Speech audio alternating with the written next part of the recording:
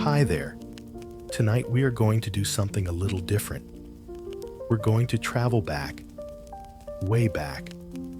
Imagine, if you will, the gentle hum of your fan, or the quiet of your room slowly dissolving, replaced by the dry whisper of wind through immense golden grasslands under a searing African sun. The air is thick, filled with the smell of dust, distant rain, and unfamiliar blossoms. Strange, powerful animal cries echo in the distance. This is where our story, your story, begins. But let's be honest, you probably wouldn't survive the first 24 hours. Your modern instincts, honed by navigating grocery store aisles and avoiding awkward small talk, are profoundly useless against a pack of hyenas or a 2-ton rhinoceros with a bad attitude. So before you get comfortable, take a moment to like the video and subscribe, but only if you genuinely enjoy what I do here. Let me know in the comments where you're listening from and what time it is there. It's always fascinating to see where these stories land. Now dim, the lights maybe turn on a fan for that soft background hum. And let's ease into tonight's journey together. The first thing you notice is the sky. It's bigger than any sky you've ever seen, a vast, merciless dome of blue. You are standing. This feels both incredibly normal and utterly revolutionary. For millions of years, your ancestors moved through the world on 4 limbs, their knuckles calloused from the earth. But you are upright. You are an Australopithecus or something very much like one, and your world has been literally turned on its head. Standing on 2 feet is a tremendous gamble. It makes you slower, a more obvious target on this open savanna. But it frees up the most brilliant pieces of machinery you own in your hands. You can carry things now: a child, a piece of fruit, a promising-looking rock. You can see over the tall grass, spotting both danger and opportunity from farther away. This simple shift in posture is the first great leap for humankind. Your small clan, maybe 15 individuals, moves like a single cautious organism.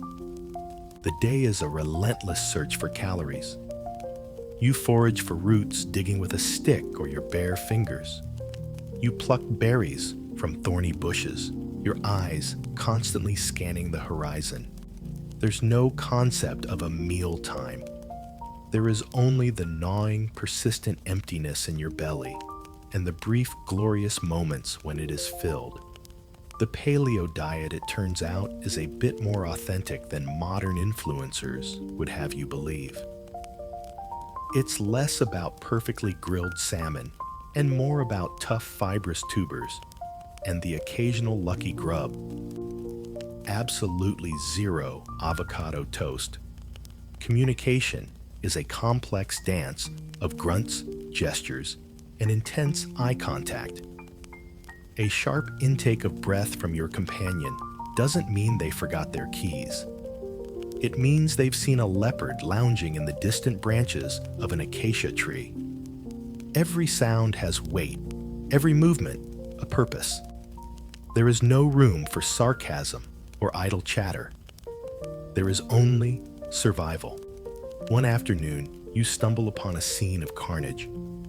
A great feline has brought down a wildebeest. The predator is gone, but the carcass remains. This is a jackpot, but you are small, and your teeth are no good for tearing through thick hide. Another creature, a Homo habilis, or handyman, has the solution. He carries with him a piece of flint, no bigger than his palm. With a few deft, practiced strikes from another stone, he flakes off a piece, creating a wickedly sharp edge. This isn't just a rock, it's an idea. It's technology. With this simple tool, you can slice through hide butcher meat and get to the calorie-rich flesh that your body craves. You can even use a larger, blunter stone to crack open the leg bones and scoop out the fatty, nutritious marrow inside. This is a massive upgrade for your brain, which is an incredibly greedy organ, demanding a huge portion of your daily energy.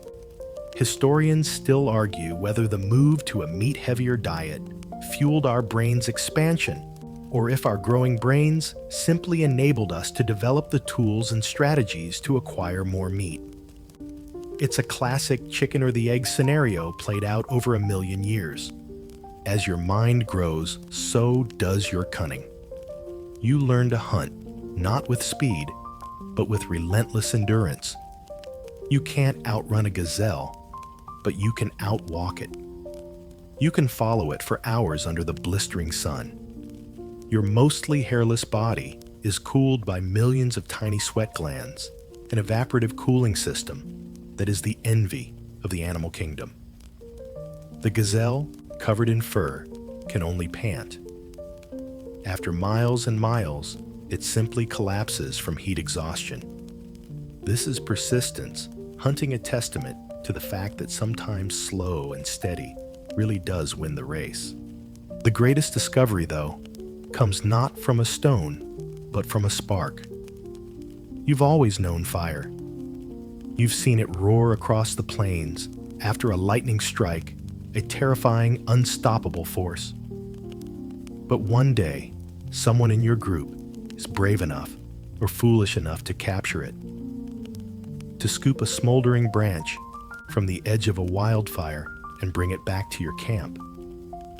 At first, it's a monster on a leash, but you learn to feed it to keep it alive, and it changes everything. The night is no longer the absolute domain of predators. The oppressive, terrifying darkness is pushed back by a circle of warm, dancing light. Meat held over the flames becomes tender, easier to chew and digest, freeing up even more energy for your power-hungry brain. Your cave, or crude shelter, is no longer just a place to sleep. It's a home. You huddle together around the flames, sharing warmth and food, finding comfort in the flickering light.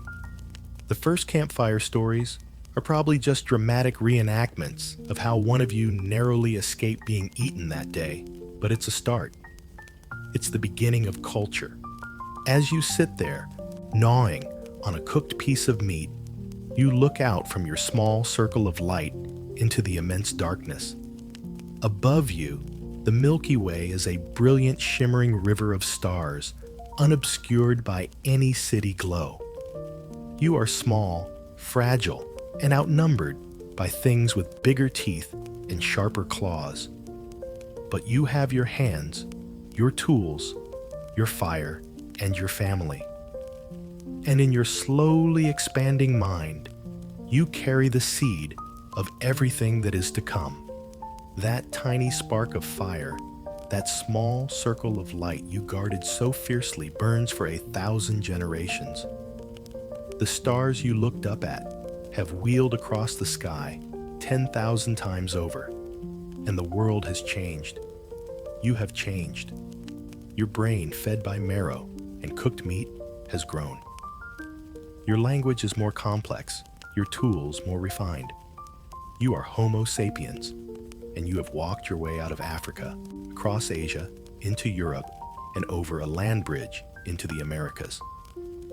The great persistence hunt still works, but the world is growing warmer as the last great ice age releases its grip. The colossal herds of mammoth and woolly rhino are thinning out, their grassy plains turning to forest. The old ways are becoming harder. Your life is still a nomadic scramble for food, following the herds, remembering the seasonal locations of berry patches and nut trees. But in a sun-drenched, fertile crescent of land in the Middle East, you start to notice a pattern. Every year in the same alluvial plains, a wild grass with heavy seed heads, a precursor to wheat sprouts in abundance. You and your clan have been gathering it for generations, beating the stalks to release the grain, grinding it between stones to make a coarse, gritty paste. One day, someone has an idea that is both breathtakingly simple and profoundly world-altering.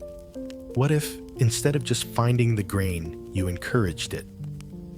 What if you took some of the seeds you gathered and planted them yourself, right here near your seasonal camp by the river? It feels foolish, like burying perfectly good food. You push the tiny seeds into the soft, damp earth, pat it down, and wait. The waiting is a new kind of tension. You're not waiting for a herd to migrate or a predator to leave its kill. You're waiting for the earth itself to give something back. And then it happens. Tiny green shoots poke through the soil. It's a miracle. You protect them from birds, pull out the competing weeds, maybe even dig a shallow trench to divert water to them from a nearby stream. When you finally harvest your tiny crop, the yield is modest, but the feeling is revolutionary. This food didn't require a hunt. It didn't require a long journey. It was just here. This is the dawn of agriculture. It isn't a single event, but a slow, hesitant experiment, repeated in different parts of the world with different plants. Rice in China, corn in Mesoamerica, yams in Africa. Of course, your diet changes completely. You go from the feast and famine cycle of a hunter to the steady, monotonous diet of a farmer. It's less wild game, and a dozen different wild greens, and more gruel porridge and more gruel. Your health, in some ways, declines. Your teeth, once strong from a varied diet, begin to show the world's first widespread cavities thanks to all the carbohydrates and grit from the stone ground flour. But you have a surplus. For the first time in human history, you can reliably produce more food than you can eat in one day. It's not just plants. You begin to see the animals around you differently. That flock of wild mountain goats is a one-time meal if you hunt them. But what if you could catch them? You build enclosures. You capture the youngest, tamest animals. You breed them. The aggressive ones get eaten first, while the docile ones are allowed to reproduce. Over generations, you transform wild, unruly beasts into a compliant, manageable source of milk, wool, and meat. You've created livestock. The same thing happens with the wolves that shadow your camp. The most aggressive are driven off, but the curious, friendly ones are tolerated, then fed, then welcomed. Slowly, you shape the wolf into the dog, a loyal protector of your flock, and a companion for your children. Archaeologists and anthropologists still argue whether agriculture was humanity's most brilliant innovation or its most catastrophic mistake. On one hand, it allows for stable food supplies, population growth, and the eventual development of everything we call civilization. On the other, it leads to a less nutritious diet, the spread of diseases from living so close to livestock, and violent conflict over land and resources. It chains you to the soil, to a life of backbreaking labor. Because you have to tend your crops, and your animals you can no longer wander, you need to stay put. So you build a house, not a temporary hide tent or a drafty rock shelter, but a permanent structure of mud bricks dried in the sun. Other families do the same. Soon, you have a village, then a town. You find yourself living in a place like Çatalhöyük in modern-day Turkey. It's one of the world's first cities, a dense honeycomb of rectangular houses packed together with no streets or alleyways. To get to your home, you have to clamber across your neighbor's roofs and climb down a wooden ladder through a hole in your own ceiling. Living so close together creates entirely new social problems. Your neighbor's goat keeps wandering over and eating your drying laundry, and the thin mud brick walls do little to muffle their family arguments. It's the world's first episode of a domestic dispute where the only available conflict resolution tool is an angry glare over the communal oven. This new settled life also brings a new powerful concept property. This plot of land is yours. That pot of stored grain belongs to your family. This creates stability, but it also creates theft jealousy and the need for defenses. In these first towns, your connection to your ancestors becomes deeply physically ingrained in your home. A truly quirky and fascinating practice develops. You bury your dead directly under the floor of your house. You live, eat, and sleep just a few feet above the bones of your parents and grandparents. It's a way of keeping the family forever together, their spirits and memory literally forming the foundation of your daily life. Sometimes you might even carefully dig up a revered ancestor's skull, plaster it with clay to recreate their facial features and display it in the home for rituals keeping them present in the lives of the living. The food surplus changes your society forever. Not everyone needs to be a farmer anymore. Some people can use their time to become skilled potters, creating clay vessels to store your grain and water. Others become weavers, tool makers, or builders. A few charismatic or clever individuals become spiritual leaders, mediating between your community and the mysterious forces that govern the sun and the rain. This is the birth of specialized labor, the first step towards a complex society. You stand at the edge of your small, bustling, and probably quite smelly mud brick town, looking at the neat rows of swaying wheat. You've traded the freedom of the hunt for the security of the harvest. You've hacked nature, and in doing so, you've created a whole new set of rules to live by. Welcome to civilization. That small mud brick town of yours, born from the first successful harvests, has a very good problem. It's growing. The agricultural surplus you created allows for more people to live in one place than ever before. But with growth comes complexity. Managing the food stores, defending them from outsiders, and settling the ever more frequent disputes requires organization on a massive scale. It's one thing to build a small ditch to water your personal crop. It's another thing entirely to construct and maintain miles of irrigation canals to feed a city of thousands. This kind of project requires a leader, someone who can organize the labor and manage the resources. At first, this person might be a respected elder or a priest who seems to have a direct line to the gods of the harvest. Or perhaps a particularly tough warrior who protects the town's grain stores. Slowly, almost imperceptibly, their role changes. They begin to command, not just request. Their family starts getting a larger share of the stored grain. Before you know it, this community manager has become a king. He is no longer just a leader. He is an authority, his power cemented by claims of divine will. You now live in a city-state in the land between two rivers, Mesopotamia. You are a Sumerian, and your life is now intertwined with the will of your king and the moods of the city's patron god. Looming over your bustling city of Uruk is a sight that would have been unimaginable to your farming ancestors, a ziggurat. It's a colossal stepped pyramid of mud brick, a man-made mountain in the center of the flat river plain, with a temple to the gods at its summit. This is monumental architecture, a declaration of the city's power and the king's piety built with the labor of thousands. Your life is lived in its shadow, your calendar dictated by its religious festivals.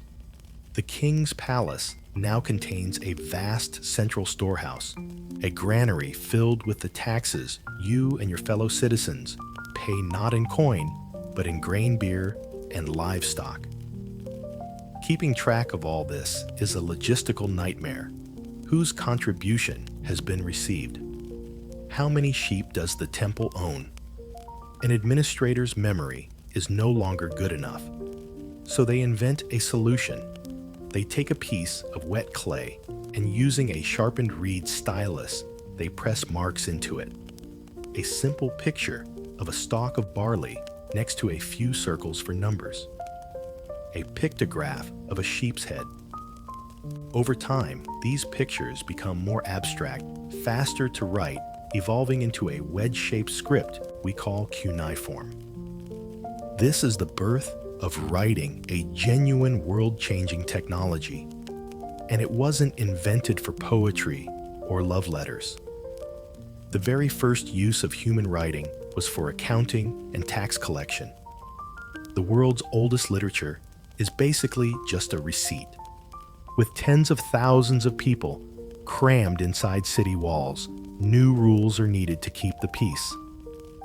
Eventually, a powerful Babylonian king named Hammurabi decides to formalize the system.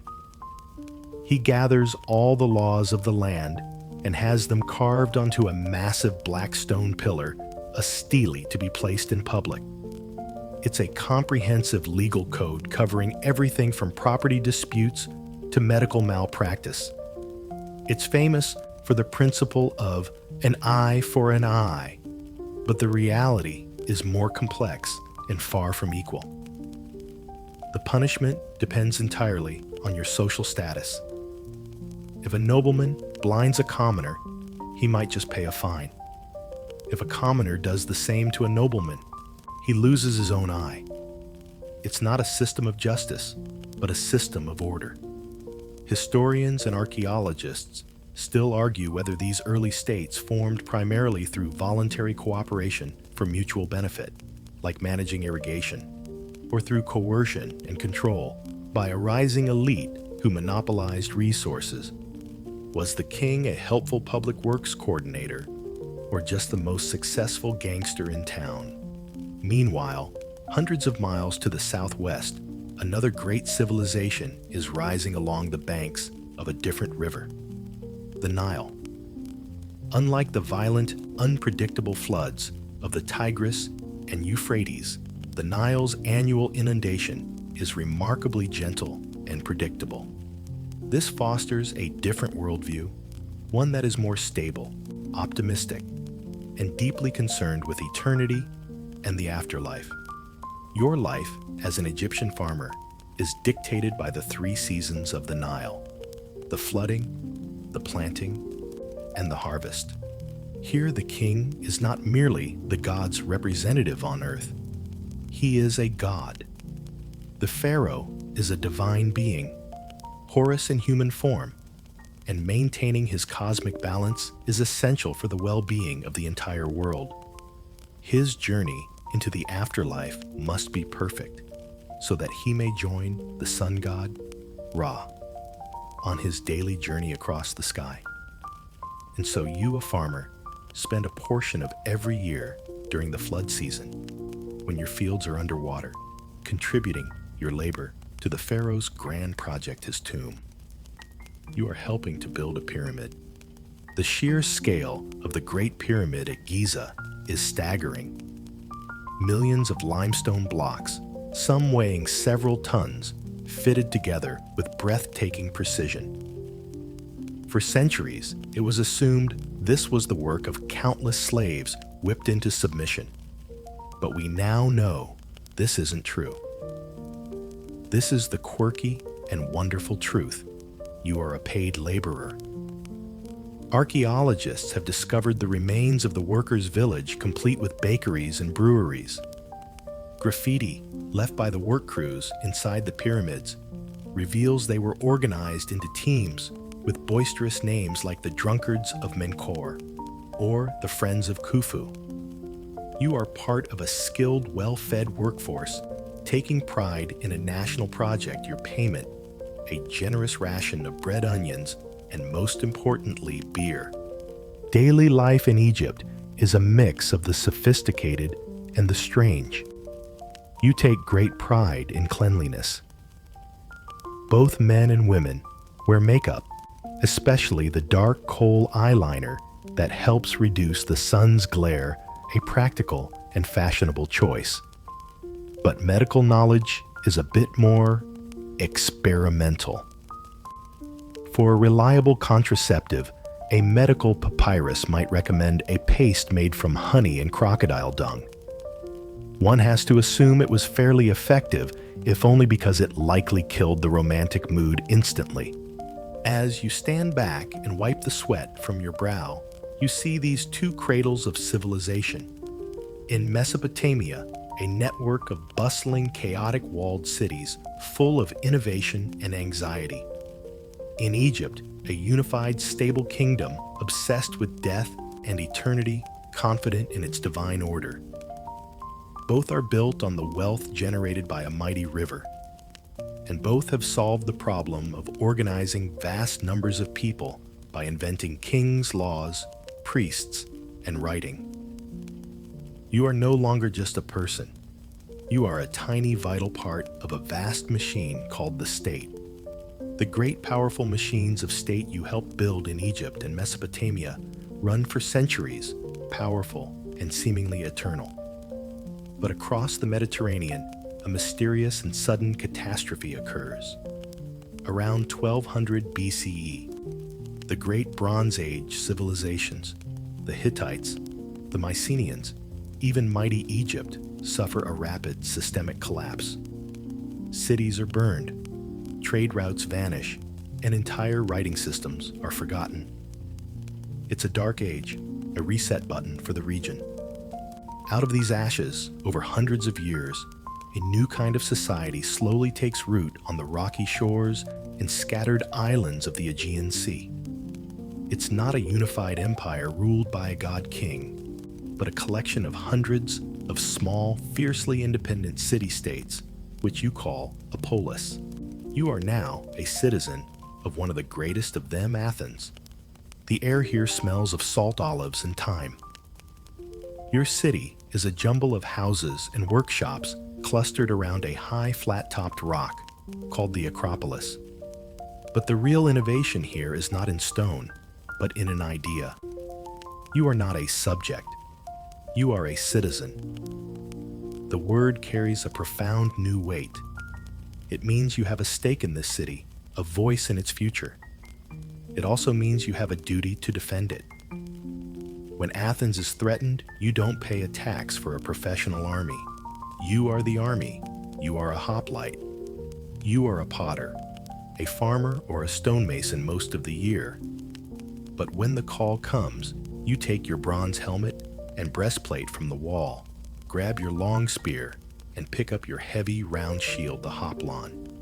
You take your place in the phalanx, a tight formation of citizen soldiers standing shoulder to shoulder. The man on your left is your neighbor. The man on your right is the baker. Your shield protects your own left side and the right side of the man next to you. Your life literally depends on him and his on you. It is the ultimate team sport, a wall of bronze and courage. This shared risk, this collective responsibility for the city's survival, is the bedrock of your political power. Because you are trusted to defend the city, you are trusted to help run it. The heart of Athens is the agora, the bustling central marketplace.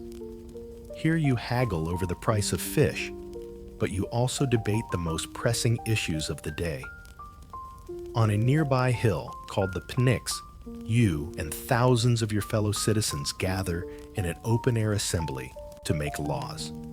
You vote directly, a simple show of hands, on whether to build a new fleet of warships, to reform the tax code, or to go to war.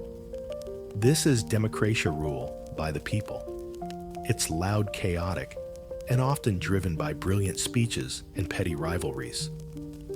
It's like a citywide town hall meeting combined with a particularly passionate internet forum, except you can actually vote to declare war at the end.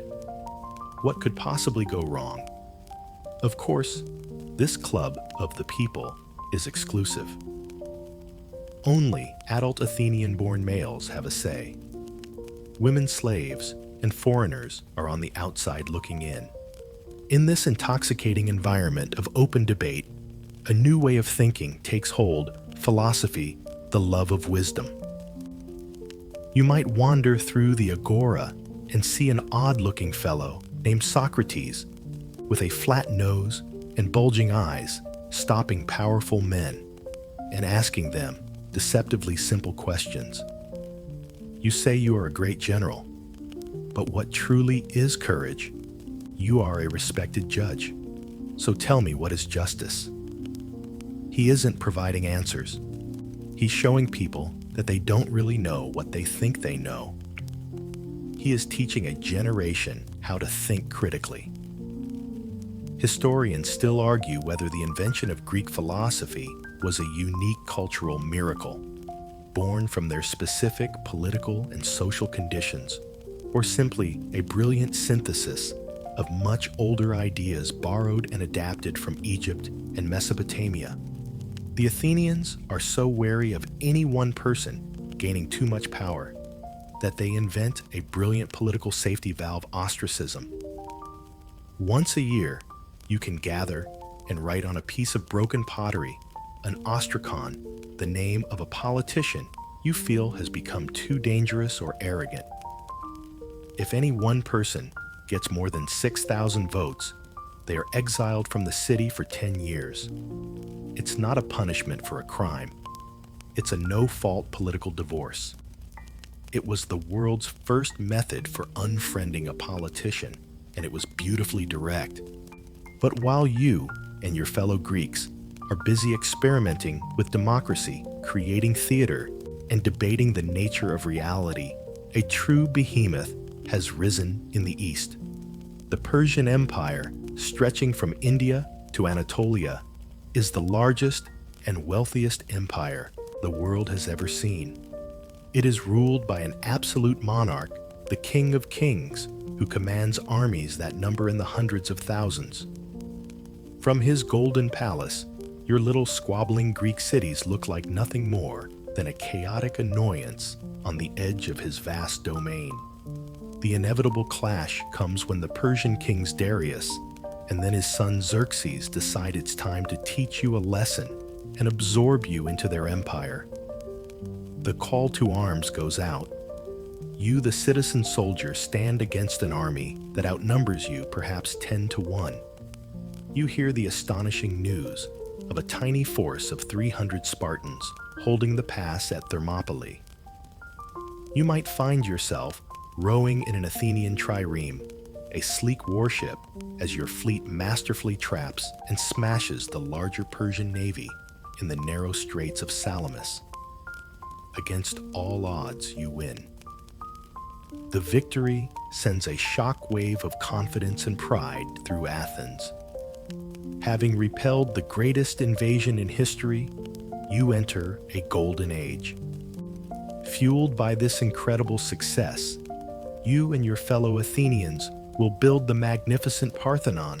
On the Acropolis, your playwrights will invent the art of tragedy, and your thinkers will lay the foundations of Western science and philosophy. After the war, Athens basically enters a period of justified swagger, convinced that they are without a doubt the most brilliant people on the planet. You stand in the agora, the sun warming the marble of a newly built temple. You have fought for your freedom in the phalanx. You have voted on your own laws. You have listened to philosophers question the very nature of the good life. You are part of a dazzling, radical, and deeply flawed experiment. But this golden moment is fragile. The rivalry with other Greek cities, especially the grim, militaristic Sparta, is already beginning to curdle into resentment. Your finest hour has arrived, but the clock is already ticking. That brilliant, swaggering golden age of Athens you witnessed proves to be as brief as it was bright. The confidence you earned fighting the Persians curdles into arrogance. Athens and its rival, the militaristic and dour city-state of Sparta, engage in a long and ruinous conflict, the Peloponnesian War. it exhausts the entire Greek world, leaving your proud, independent city-states weakened and ripe for conquest. First by the Macedonians from the north under King Philip and his son, the legendary Alexander the Great, who will spread Greek culture all the way to India. But his own empire shatters upon his death. In the ensuing power vacuum, while Alexander's successors squabble over his legacy, a new power has been quietly, ruthlessly growing on the Italian peninsula. A single city on the banks of the Tiber River. Rome. You are a citizen of the Roman Republic. Like Athens, you have no king. The Romans kicked out their last king centuries ago and developed a deep, almost fanatical hatred for the very idea of monarchy. It's their version of a deeply held personal conviction. No, thank you, I don't do kings. It brings on a terrible case of tyranny. Instead, you have a res publica, a public affair. Power is carefully balanced between two annually elected consuls who lead the city and its armies, a powerful senate composed of the aristocratic families and various assemblies of the people. It's a complex system of checks and balances designed specifically to prevent any one man from ever holding absolute power. The engine of your city's growth is the legion. This is not the part-time citizen phalanx of the Greeks. The Roman legion evolves into a disciplined professional all-terrain killing machine. As a legionary, you are a master of all trades. You wear flexible, segmented armor, carry a large rectangular shield, called a scutum, and fight with a short, brutally effective stabbing sword, the gladius. Your signature move is to hurl your weighted javelin, the pilum, to punch through an enemy's shield before closing in for close quarters combat. But your greatest weapon is your discipline. After a day's march, you don't just make camp. You build a fortified fort complete with walls and ditches every single night. The legions are an army of soldier engineers, and with them, you march out to conquer the world. First, you subdue the Italian peninsula. Then you face your greatest rival, the great seafaring city of Carthage in North Africa, defeating them over 3 titanic conflicts known as the Punic Wars. You seize the splintered kingdoms of Alexander's successors, absorbing Greece and Egypt. You push north with legions under Julius Caesar, conquering all of Gaul. You cross the Channel into the mysterious, misty island of Britain. The Mediterranean Sea is no longer a collection of competing cultures. It is a Roman lake, Mare Nostrum, our sea. Conquering this vast territory is one thing. Holding it is another. Your true genius lies in engineering. You bind your empire together with a network of incredibly advanced, dead-straight roads, allowing your legions and trade goods to move with astonishing speed. All roads lead to Rome becomes a statement of logistical fact. Your secret weapon, though, is concrete. By mixing volcanic ash with lime and water, you create a building material that is stronger and more versatile than stone, and that can even set underwater. With this miracle material, you perform feats of engineering that will not be matched for another 1,000 years. You build soaring aqueducts that carry millions of gallons of fresh water into your cities, supplying elaborate public bathhouses and fountains. You build sewer systems, harbors, bridges, and of course, the massive amphitheaters for public entertainment. The public baths are the social heart of a Roman city. They are far more than a place to get clean. They are a combination of a gym, a spa, a library, and a food court. You can exercise, get a massage with scented oils, sweat in a steam room, plunge into a cold pool, read scrolls in the library, or just gossip for hours. It was the only place where you could reasonably expect to close a major business deal while wearing nothing but a towel. a uniquely Roman approach to corporate networking. But the very success that makes you masters of the world begins to poison the Republic from within. The colossal wealth plundered from conquered provinces flows into the pockets of a few thousand aristocratic families, creating a vast gap between the super rich and the citizen poor. Huge plantation-style farms, worked by millions of newly captured slaves, put ordinary Roman farmers out of business. These dispossessed citizens flocked to Rome, becoming a volatile, unemployed mob. The army itself changes. Soldiers, now serving for decades in foreign lands, become more loyal to their charismatic, victorious generals, who promise them land and riches, than they are to the distant, bickering Senate. Historians still argue whether the fall of the Republic was an inevitable consequence of imperial expansion that its old political system simply couldn't handle, or if it was the result of the personal ambitions of a few great men who tore it apart. The crisis reaches its breaking point in one man, Gaius Julius Caesar. He is a brilliant general from an old patrician family, a gifted orator, and a man of boundless ambition. After conquering Gaul, he amasses a huge personal fortune and the unwavering loyalty of his legions. The nervous Senate, seeing him as a threat, orders him to give up his command. He responds by marching his army across the Rubicon River, the legal boundary of Italy, an open declaration of civil war. He wins decisively. He is declared dictator for life. His enemies claimed he wanted to be king. He made a great show of publicly refusing a crown, a masterful piece of political theater. It's like saying, "Oh, this old thing, I couldn't possibly accept this giant pile of absolute power. But if you insist." His famous assassination by a group of senators on the Ides of March does not restore the Republic. It only plunges Rome into more than a decade of bloody civil war. In the end, it is Caesar's young, quiet, and clever great-nephew, Octavian, who emerges victorious. He defeats his rivals, including the famous lovers, Mark Antony and Cleopatra, and stands alone as the master of the Roman world.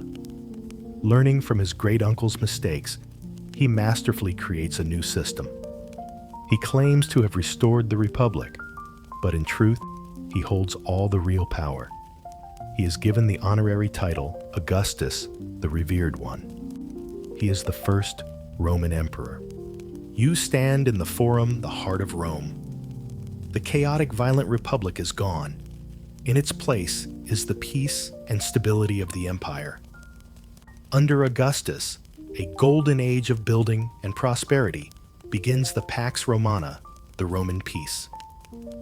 You have traded your messy political liberty for security and spectacular aqueducts. For now, it seems like a pretty good trade. The Roman peace, that magnificent era of stability bought with the blood of the legions and paved with concrete, lasts for 2 remarkable centuries. You live in an empire that stretches from the misty shores of Britain to the hot sands of Mesopotamia, all governed by a single law under a single emperor. But no empire is eternal. The system is groaning under its own colossal weight. Having stopped expanding, the flow of conquered wealth and slave labor that fueled the economy has dried up. A series of devastating plagues wipes out millions, shrinking the tax base needed to pay for the massive army. To cover the shortfall, emperors start mixing cheaper metals into the silver coins, leading to runaway inflation that makes your savings worthless. The confidence of the Augustan age is fading, replaced by a creeping anxiety. You find yourself living through the crisis of the 3rd century, a 50-year stretch of pure chaos. It feels like there's a new emperor every 6 months, usually a general who has murdered his predecessor to claim the throne, only to be murdered himself a short time later. The empire fractures into three warring pieces. Germanic tribes, like the Goths and Franks, once kept at bay, now pour across the frontiers to raid and pillage. Life becomes dangerous and unpredictable. The roads are no longer safe. In a desperate attempt to restore order, the emperor Diocletian makes a radical decision. The empire is simply too big for one man to rule. He splits it in two, creating a Western Roman Empire and an Eastern Roman Empire, each governed by its own emperor. A few decades later, Emperor Constantine builds a glorious new capital for the East, a new Rome on the site of the old Greek town of Byzantium. He names it Constantinople. This decision seals the fate of the two halves. The West remains centered on old Rome, while the East looks to its glittering new capital. The Western Empire is on a path of terminal decline. Its economy is weaker.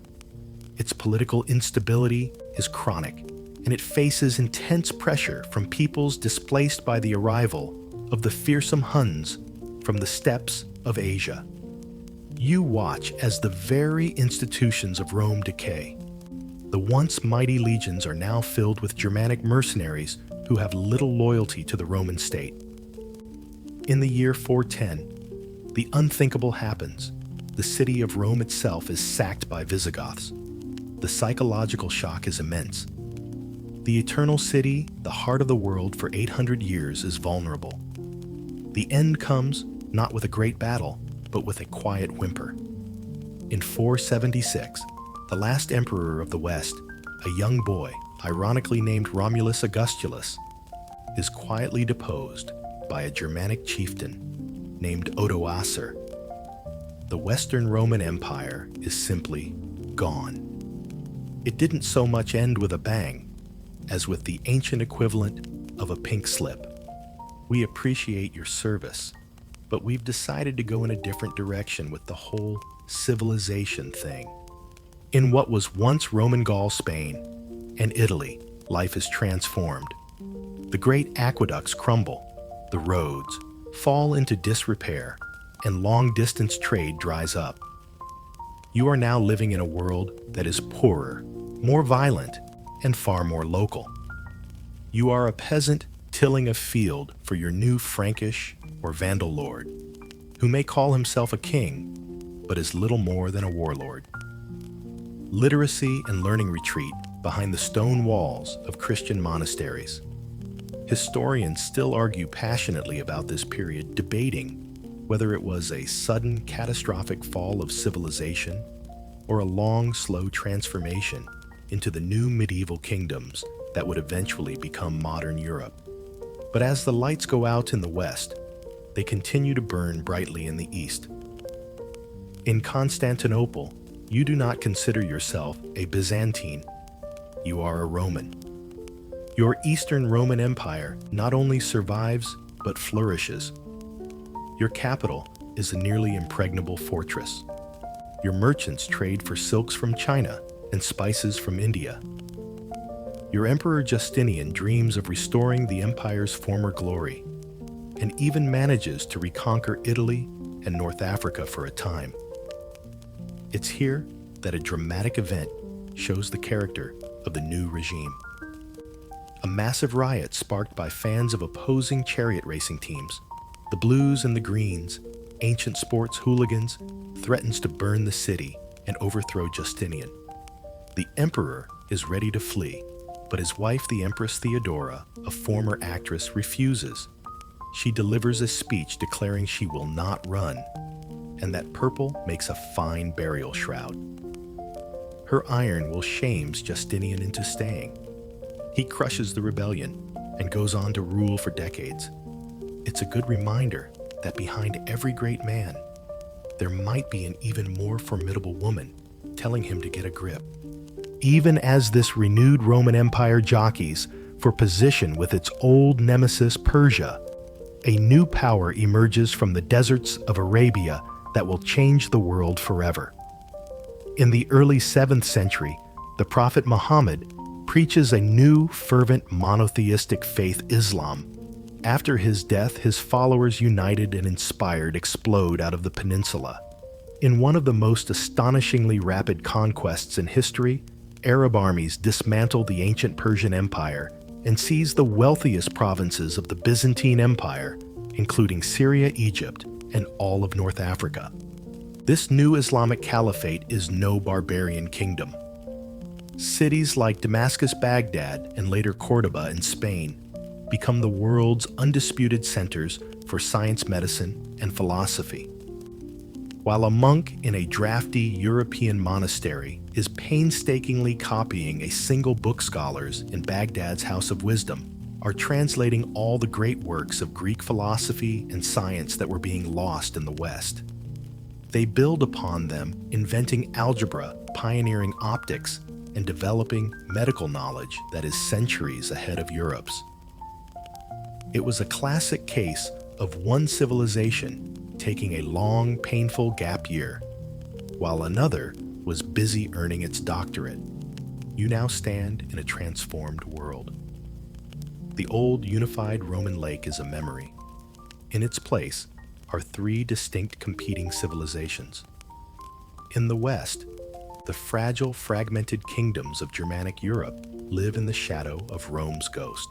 In the East, the wealthy, Greek-speaking Christian Byzantine Empire holds on. And sweeping across the south is the dynamic Arabic-speaking Islamic Caliphate, the new center of gravity for science, wealth, and power. The classical era is over. While the three successor civilizations to Rome fractured Western Europe, the glittering Byzantine Empire and the brilliant Islamic Caliphate wrestle over the legacy of the Mediterranean world. An entirely different story is unfolding on the other side of the planet.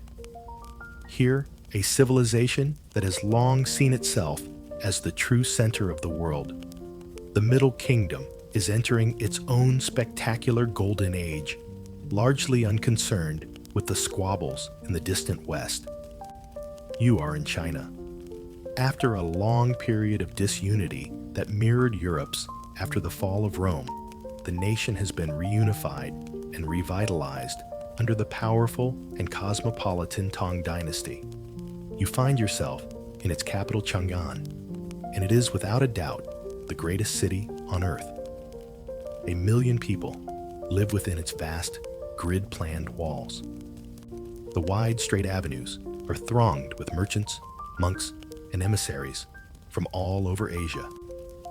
You see Sogdian traders from Central Asia with their caravans of camels, Persian refugees fleeing the Arab conquests, and Japanese scholars eager to learn from the master. This is a confident, open, and glamorous society. You see noble women in colorful silks, riding horses and playing polo alongside men, a level of freedom that is shocking. The highest calling is not to be a warrior, but a scholar official. To get a government job, you must pass a grueling series of civil service examinations, testing your mastery of Confucian philosophy, and most importantly, your ability to compose elegant poetry. Imagine trying to get a job at the post office, but only after writing a heart-wrenching verse about a lonely goose. It's a system designed to ensure that your local tax administrator has impeccable literary taste. This is an age of astonishing invention. You witness the perfection of woodblock printing. An artisan carves an entire page of text onto a wooden block, which can then be inked and pressed onto paper again and again. For the first time in history, books can be produced quickly and cheaply, allowing knowledge to spread like never before. You also see the discovery of gunpowder. For now, it's a novelty, a mix of sulfur, charcoal, and saltpeter used to create spectacular fireworks for the emperor's parties, not for war. Its terrifying potential remains locked away. The Tang dynasty eventually collapses under its own weight, but after another period of turmoil, it is succeeded by the Song dynasty. If the Tang era was the height of cosmopolitan glamour, the Song is the peak of refined elegance and commercial energy. The economy booms. You might be a merchant in the capital Hangzhou, a city of graceful canals and weeping willows that a later visitor Marco Polo would declare to be the finest city in the world. You spend your evenings in bustling tea houses, listening to storytellers, and sipping from delicate porcelain cups, another invention perfected in this era. The Song dynasty is arguably the most advanced civilization on the planet. To handle the booming trade, the government invents the world's first paper money. Your ships, guided by the newly invented magnetic compass, are the most advanced in the world, trading as far as Africa. Your iron foundries produce metal at a rate that Europe will not match until the Industrial Revolution 700 years later. And yet this sophisticated society embraces a strange and brutal custom foot binding. The feet of young upper-class girls are tightly wrapped to break their bones and stunt their growth, creating tiny, painfully deformed lotus feet. This practice, seen as a mark of beauty and status, renders women crippled and dependent, a stark contrast to the freedom their Tang-era ancestors enjoyed. Historians still argue why China, despite having this incredible technological and economic head start during the Song dynasty, did not launch its own industrial revolution. Was it the lack of a formal scientific method? Was it a Confucian social structure that prized stability over disruptive innovation? Or was it the cataclysm that was about to unfold? Because while you are perfecting landscape painting and debating Neo-Confucian philosophy, a storm is gathering on the vast windswept plains to the north. A charismatic and ruthless leader named Temujin has achieved the impossible. He has united the fractious, warring nomadic tribes of Mongolia. You begin to hear whispers of his new fearsome title, Genghis Khan, the universal ruler. Then the storm breaks. In a terrifying display of military genius, the Mongol horde sweeps out from the steppe. They are a cavalry army, unlike any the world has seen, disciplined, fast-moving, and masters of the composite bow. Their foreign policy is brutally simple: submit without a fight, and your city will be spared, your artisans put to use. Resist, and your city will be razed to the ground, its entire population systematically massacred. It's a yes or no question, and answering no is generally followed by a very brief period of intense regret. Genghis Khan's grandson, Kublai Khan, finishes the job, conquering the prosperous southern Song. For the first time, all of China is under foreign rule.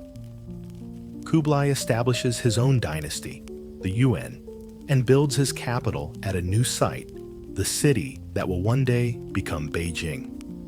You are now a Chinese scholar, living under a Mongol lord. It is a strange new world.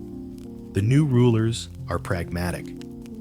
Though brutal in war, they are tolerant in peace. They secure the old Silk Road, making it safer than it has ever been, creating a direct link between the Far East and Europe. You sit in a tea house in your conquered city of Hangzhou, watching a Mongol official stride past in his heavy felt boots. The delicate culture you cherished now exists at the pleasure of a people you once considered uncivilized barbarians. It is a shocking, brutal lesson that wealth and sophistication are no match for disciplined organization and military might. The Mongol conquest has not just subjugated China, it has violently slammed the door open between East and West, creating a single, vast, interconnected world for the first time. Your new ruler may not appreciate the subtlety of your poetry, but he is very, very good at running a continent-spanning empire. Every civilization, it seems, has its priorities. While the Mongol Khans were establishing their new dynasty in China, the fragmented world of Western Europe was slowly beginning to find its footing. The centuries of chaos that followed the collapse of Rome have given way to a new, if rigid, social order you know as feudalism. Life is governed by a web of oaths and obligations. You, as a peasant, work the land for a local knight who owes military service to a greater lord, who in turn owes allegiance to a king. It is a pyramid of loyalties, and holding it all together is the one institution that weathered the storm of Rome's fall, the Christian Church. The climate has warmed, harvests are improving, and the population for the first time in centuries is growing. A new confidence is buzzing in the air. You see this confidence soaring towards the heavens in stone and glass. You are a stonemason, and your life's work is helping to build a new cathedral in a rapidly growing town in France. This is not the squat, thick-walled Romanesque church of your grandfather's time. This is a new style, the Gothic. Thanks to a trio of architectural breakthroughs, the pointed arch, the ribbed vault, and the flying buttress, the massive weight of the stone roof can be channeled outwards and downwards, freeing the walls to become soaring screens of stained glass. You work your chisel on a block of limestone that will become part of a skeletal stone frame, allowing the building to climb higher and higher, its interior flooded with dazzling colored light. A cathedral is a sermon in stone, a representation of heaven on earth, and a project so vast that it will take generations to complete. The man who lays the foundation knows his great-great-grandson might be the one to finally hoist the cross on the spire. It's the ultimate long-term community project, and it makes that fence you've been meaning to repair seem a bit less daunting. This renewed European energy is also directed outwards. The Pope in Rome, seeking to assert his authority and direct the continent's violent warrior class toward a common enemy, issues a call to arms. The Byzantine emperor has appealed for aid against the Seljuk Turks, who have seized control of Anatolia and the holy city of Jerusalem. You are the younger son of a minor noble with no land to inherit and few prospects. You listen enraptured as a preacher, promises that any knight who takes up the cross and marches to liberate the Holy Land will have all his sins forgiven. Adventure, glory, and eternal salvation. It's an irresistible offer. You sew a red cross onto your tunic and join the first crusade. The journey is a long, brutal, and eye-opening ordeal.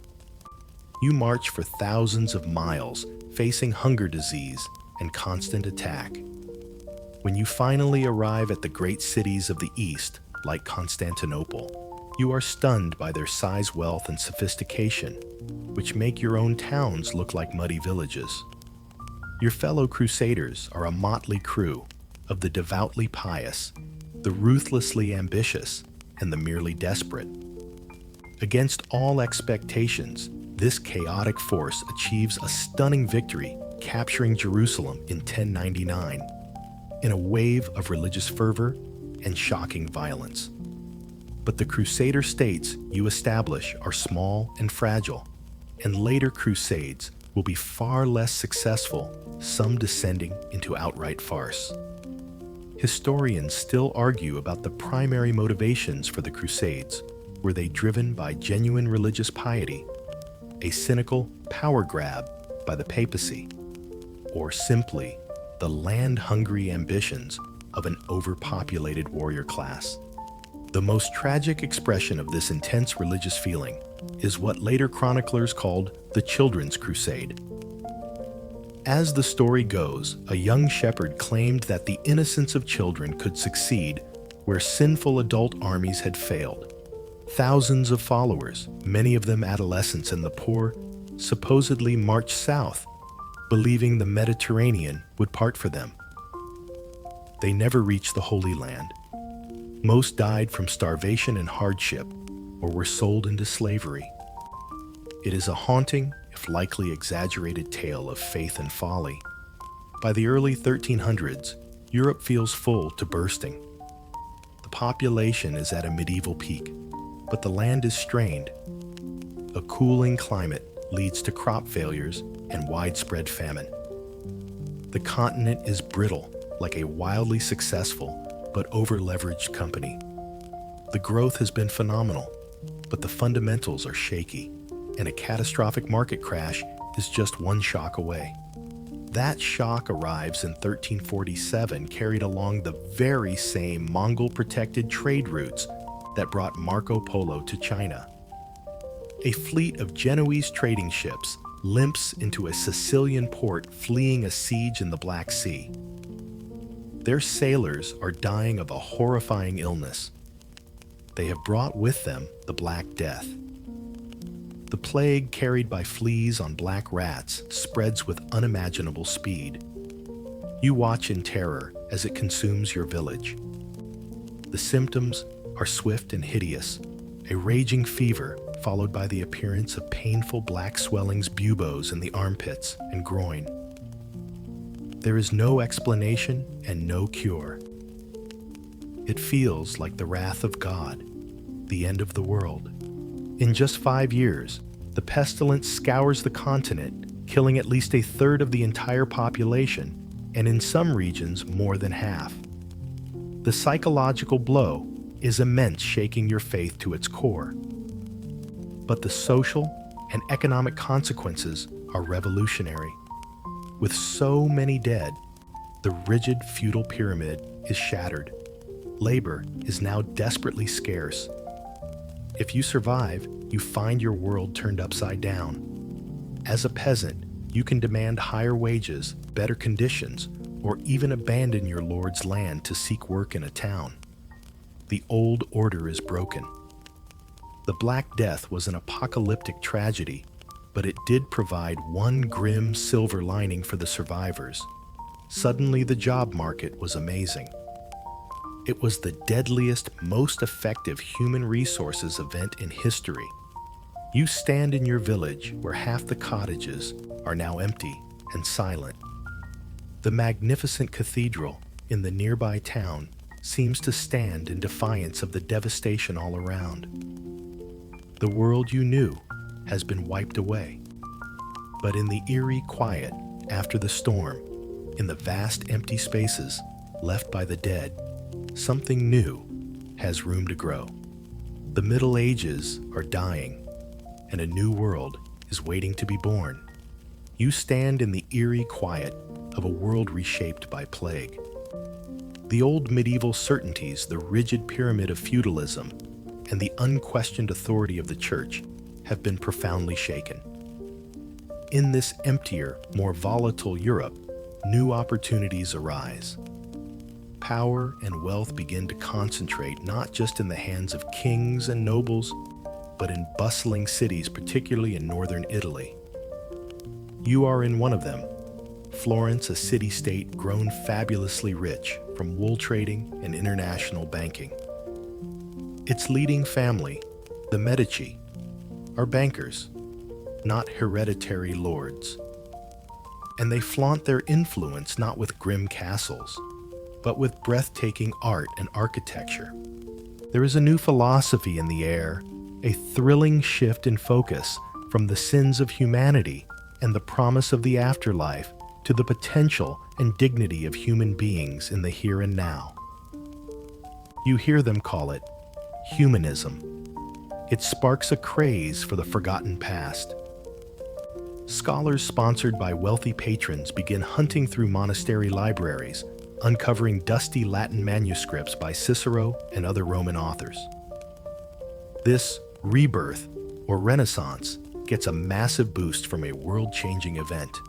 In 1453, the great city of Constantinople, the last glittering fragment of the Roman Empire, finally falls to the armies of the Ottoman Turks.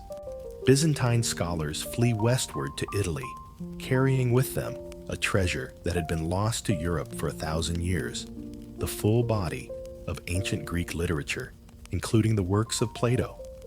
The effect is electrifying. You witness a revolution in art and science. An architect in your city, Filippo Brunelleschi, rediscovers the principles of linear perspective, allowing artists to create for the first time a convincing illusion of three-dimensional space. You might find yourself apprenticed to a true Renaissance man, like Leonardo da Vinci. Your duties are a dizzying mix of grinding pigments for a portrait, assisting with the dissection of a human corpse so he can understand anatomy, and trying to make sense of his sketches for a flying machine that won't be invented for another 4 centuries. It's a high-stress, high-genius environment, to say the least.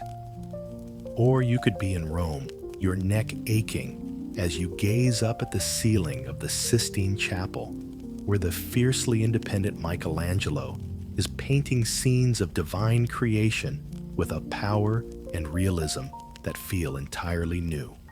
At the same time, in Germany, a goldsmith named Johannes Gutenberg perfects an invention that will prove even more consequential than a masterpiece painting. He combines existing technologies to create the printing press with movable type. Suddenly, books and pamphlets can be printed quickly and cheaply. Ideas can now spread across the continent, not at the speed of a walking monk, but with the explosive force of a wildfire. Historians still argue whether the Renaissance was a truly unique and sudden break from the Middle Ages, or merely an acceleration of trends that had already begun centuries earlier. Was it a revolution, or just a very stylish evolution with better art? The fall of Constantinople has another more practical effect. The Ottoman Empire now controls the overland trade routes to the east, choking off the flow of spices, silks, and other luxuries that wealthy Europeans crave. The new powerful monarchies on the Atlantic coast, Portugal, and Spain are desperate to find another way. They have the money, the ambition, and the technology-better ships called caravels, the magnetic compass you first saw in Song, China, and more accurate maps. They are ready to sail into the unknown. You might be a sailor on one of the first Portuguese voyages, cautiously pushing down the coast of Africa into waters that your old maps simply marked with "Here be dragons." Or perhaps it's 1492, and you are a deeply skeptical crewman on one of 3 small ships, captained by an obsessive Genoese navigator, Christopher Columbus. Bankrolled by the Spanish crown, he is convinced he can reach the spice-rich Indies by sailing due west. His pitch was the 15th century equivalent of a wild tech startup. He dramatically underestimated the Earth's circumference and was completely unaware of 2 continents in the way. And yet somehow, he got the funding. After weeks at sea on the verge of mutiny, you finally spot land. But this is not Asia. The people, the plants, the animals, everything is different. You have stumbled upon a new world.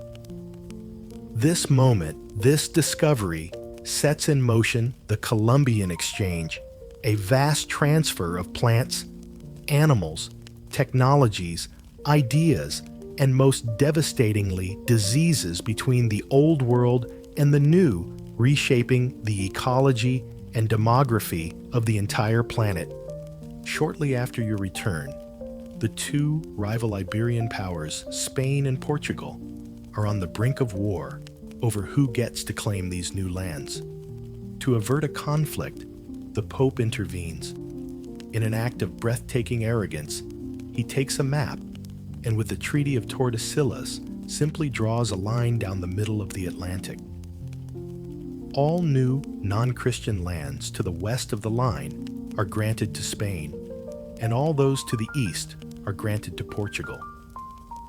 Billions of people who already lived in these lands were naturally not consulted. It was the ultimate international game of dibs. You now stand in a world that is expanding in every direction. In Florence, you've seen the human mind rediscovered and celebrated. On the docks of Lisbon, you've seen ships return with news that shatters every map you've ever known. The rediscovery of the human past has paradoxically launched you into a truly global future. The ocean is no longer a barrier, but a highway.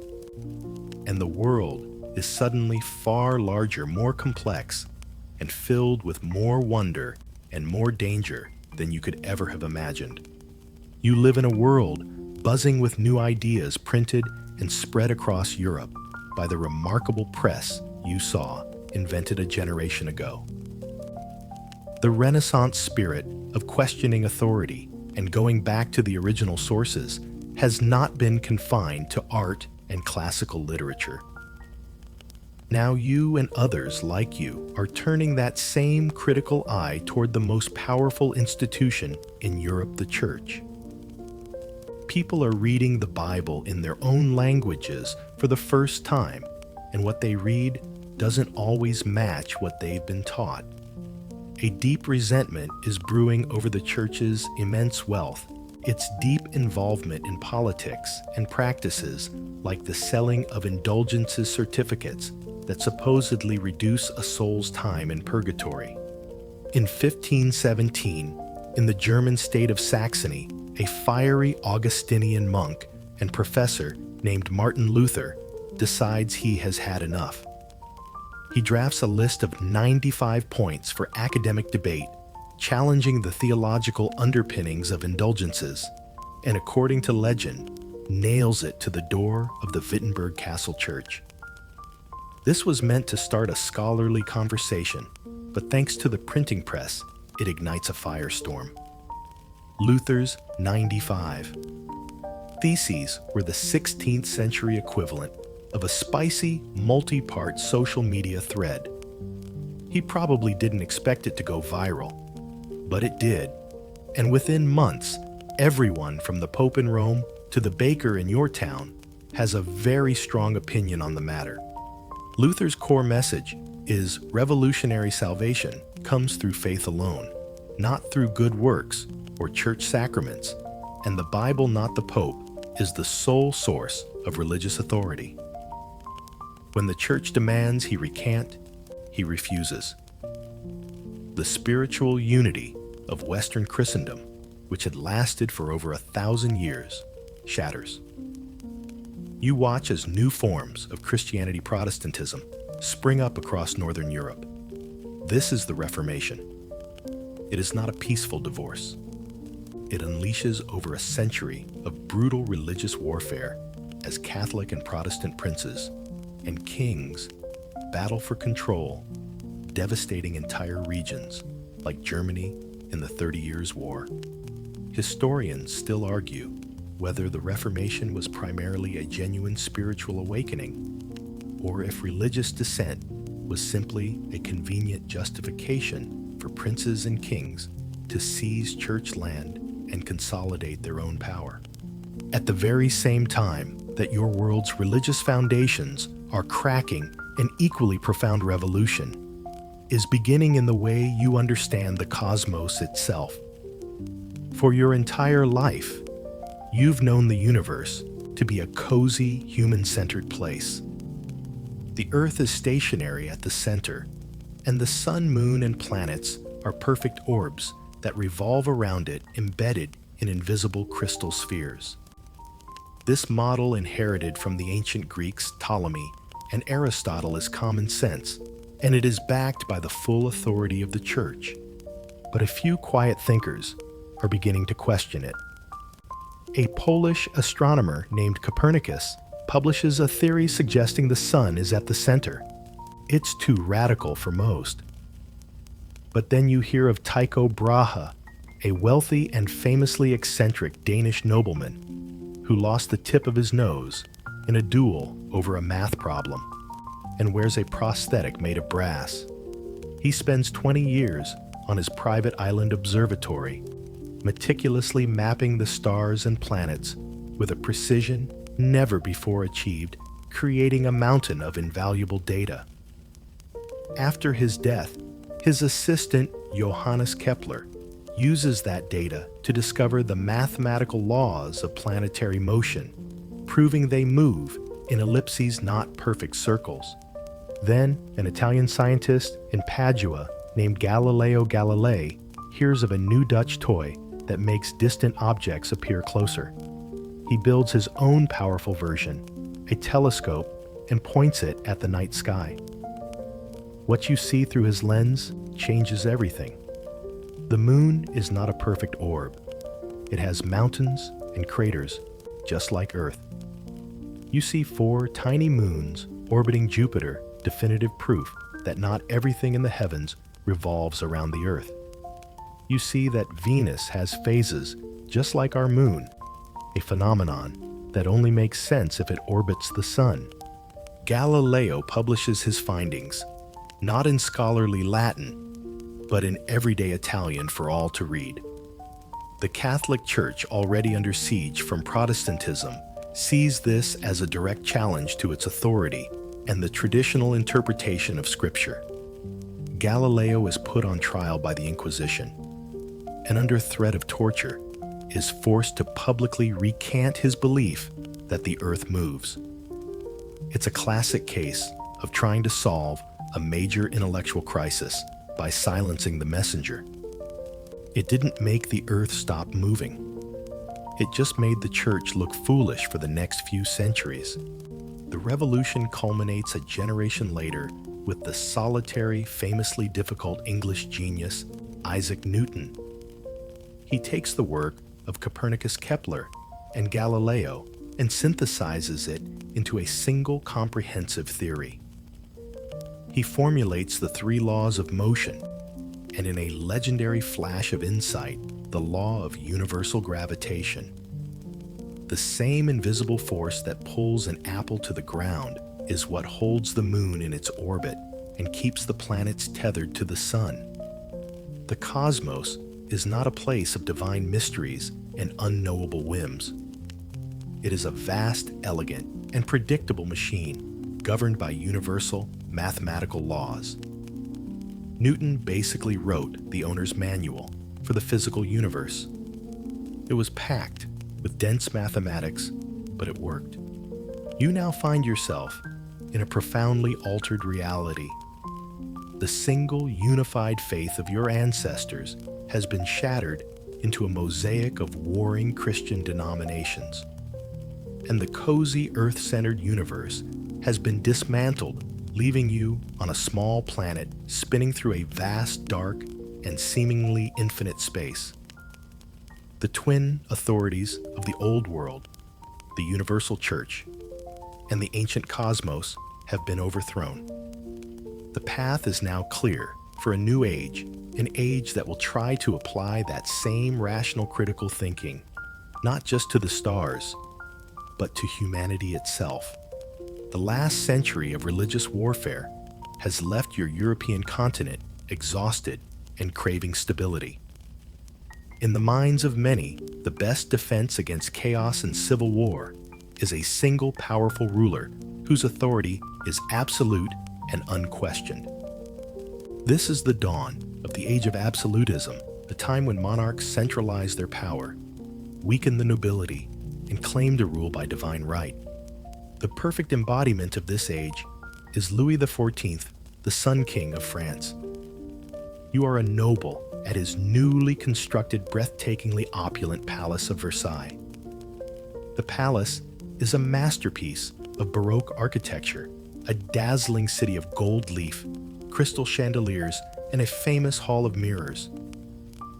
But it is also a gilded cage. Louis has masterfully required his powerful nobles to leave their country estates and attend him at court. Here, instead of plotting rebellions, they spend their days engaged in a complex and suffocatingly detailed ritual of etiquette, competing for trivial honors, like being the one chosen to hold the king's candlestick as he prepares for bed. Life at Versailles is like participating in the world's most exclusive and high-stakes reality show, where the only prize is proximity to the king. His famous declaration, "L'État c'est moi," I am the state, is no idle boast. It is the political reality. Yet while you and your fellow courtiers are perfecting your bows, a quiet revolution is taking place in the salons and coffee houses of Paris. Inspired by Newton's discovery of the universal laws of physics, a new generation of thinkers you call the Philosophers believe that human society must also be governed by natural laws. This intellectual movement is the Enlightenment, and its goal is to apply reason and critical inquiry to everything government, religion, economics, and human rights.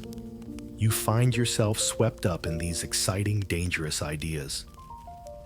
You read the English philosopher John Locke, who argues that governments are not ordained by God, but are created by a social contract among the people to protect their natural rights of life, liberty, and property.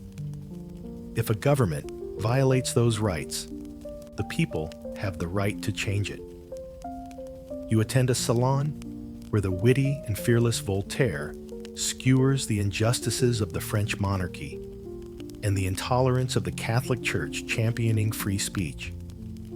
You debate the ideas of Montesquieu, who proposes that the best way to prevent tyranny is to separate government powers into legislative, executive, and judicial branches. The crowning achievement of this age of reason is the Encyclopédie, a massive multi-volume work edited by Denis Diderot. Its stated purpose is to compile all human knowledge, but its real mission is far more subversive. Hidden within articles on mundane topics are sharp critiques of religious superstition and political oppression. Diderot and his collaborators are constantly fighting with royal censors, and the entire project is a monumental act of intellectual defiance. The Encyclopédie was essentially the 18th century version of Wikipedia, if every entry had a hidden political message, and reading it could get you thrown into the Bastille prison. Historians still argue about the true reach of the Enlightenment. Was it a genuinely transformative movement that reshaped the thinking of an entire society? Or was it a conversation confined to a small, educated elite with little impact on the lives of the peasants and artisans who made up the vast majority of the population? What is certain is that you now live in two parallel worlds. In the glittering halls of Versailles, an absolute monarch reigns with unquestioned God-given authority.